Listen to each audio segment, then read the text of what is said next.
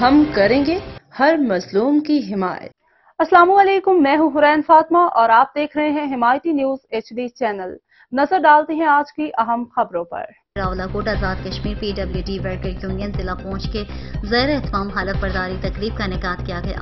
تقریب کا آغاز تلاوت قرآن پاک سے کیا گیا۔ تقریب میں ضلع پونچھ کی نومنتخب باڈی کے عہدیداروں نے حلف دیا۔ PWD ورکر یونین کے مرکزی صدر افتخار شاہین نے نومنتخب عہدیداروں سے حلف لیا ہے۔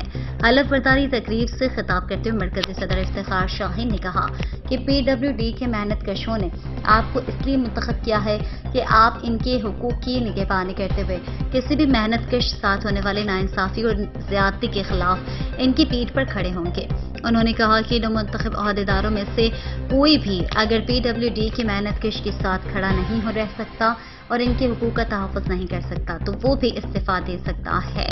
تقریب سے ضلع پونچھ کے نومنتخب چیئرمین فہیم امیر، سرپرست اعلیٰ زبیر گلشن، محمد سفیان، سینئر نائب صدر صابر خان، جنرل سیکرٹری اور دیگر نے خطاب کرتے ہوئے PWD کے محنت کشوں سے اس بات کا عہد کیا کہ وہ ان کے حقوق اور جائز مطالبات کے لیے ان کے ساتھ کھڑے ہوں گے۔